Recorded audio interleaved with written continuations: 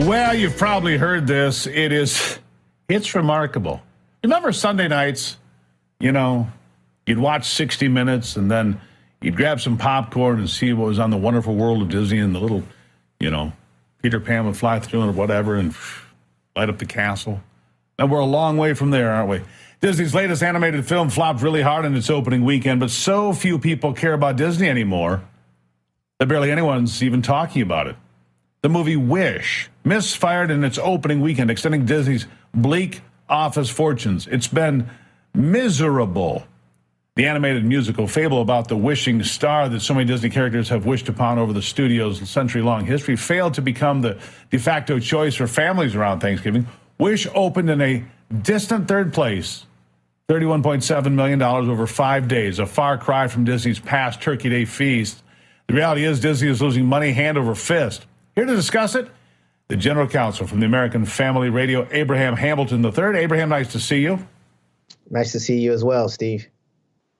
I'm going to guess you're not old enough to remember The Wonderful World of Disney on Sunday nights. That's okay. I love you anyway. But for those of us that are old enough, man, that's what you did on Sundays. At 7 o'clock, you got it on the TV. You watch, and you watch the Apple Dumpling Gang or whatever the movie was. I don't even know how I pulled that one out of the relics of my mind. But anyhow, Disney has destroyed itself in pursuit of some agenda of left-wing politics that makes no sense. They've destroyed their brand. They're not quite Bud Light yet, but they're on the road to ruin, aren't they?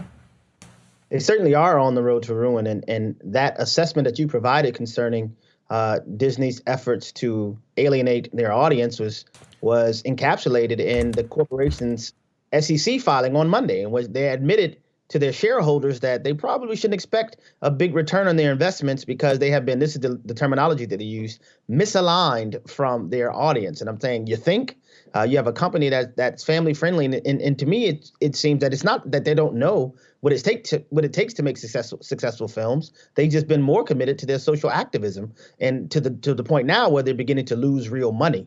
And, in this world that we live in with capitalism and, the invisible hand of economics that Adam Smith wrote about, that it's a lot of theorizing until the brass taxes of the dollar being lost comes to rest at home. And that's what Disney's grappling with right now. Maybe they'd like to do some movies that connect with regular Americans, middle-class Americans. Black, white, short, tall, big, small, doesn't matter. Maybe something like, Sound of Freedom. Gosh, that'd be an idea for a movie, wouldn't it? Oh, that could never happen. They'll never make 50 cents, of course, right? I mean, there's just an idea. I'm throwing it out there, Abraham. What do you think? Yeah, I think you're right. And their commitment to their zealotry led them to forfeit the holdings that they had access to at Sound of Freedom. But it's just unfortunate. And one of the main things, and I say this very often, with people who are rabid social engineers, they have no concept of morality, no adherence to our Constitution that you just whipped out so effortlessly a few moments ago. And their zealotry in social activism, to where they're willing to weigh in on a parental rights bill in Florida instead of making films like Shrek and others for children. It just shows that they're willing to ignore the forest for a tree that's not even on the same hemisphere of what they've established their brand as being a family-friendly corporation from its onset. Yeah.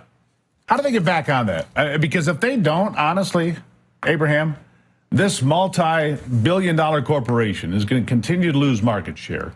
These movies, and some people pointing out that a lot of it's just made by AI now. They're not even actually doing the real thing. They're just lazy, phoning it in. It looks that way. The storylines have to have, got to check this box and this box and this box. Snow White, a German princess, that's why she was Snow White, now has to be a person of color. Look, every character doesn't have to be a person of color. Make up new characters. Make up great news stories. Do cool stuff. That's the idea. Don't try to retread stuff that's already there, because people go, what? What are you doing, right? It's one of the things I found, that you have people that adhere to, and I call it regressive mindsets, because they're not advancing anything. They're not progressing anything. People that adhere to regressive mindsets tend to lack creativity, which is why instead of creating something new, like you just mentioned, they try to retread old stories, but reinterpret them in light of their current Marxist leanings, which is why they're losing their market share and losing their audience. And as you rightly pointed out, it's happening at such a clip. People now no longer have a vaunted expectation of Disney. So that Wish crash now is just being met with a yawn, because people have developed a new expectation from Disney, which is social activism as opposed to family-friendly entertainment. Abraham Hamilton III, my friend, I always appreciate you being here. Thank you so much. Thank you, Steve. Really appreciate it. Yeah. It was Disney. Of course, that came out after Mutual of Omaha's Wild Kingdom when Marlon Perkins told Jim to go wrestle alligators. And Jim finally said, Marlon, you go. Well, that's for a different program. There's an organization that still backs Obamacare, gun control, and extreme transgender policies that endanger our children. They claim to be bipartisan, but last year, 95% of their donations went to, you guessed it, Democrats. AARP doesn't represent the values of American seniors at all. Fortunately, there's a conservative alternative, AMAC, the Association of Mature American Citizens, proudly champions Americans' free rights, free speech, religious liberty, and the Second Amendment, of course. AMAC defends parents' rights to protect their children and is fighting to restore America's election integrity. With more than 2 million members nationwide, AMAC is pro-faith, pro-family, and pro-freedom. I'm proud to be an AMAC member myself, and I encourage you to join today. Let's send AARP a strong message that they don't represent conservative seniors. Join AMAC today at amac.us/voice. That's amac.us/voice.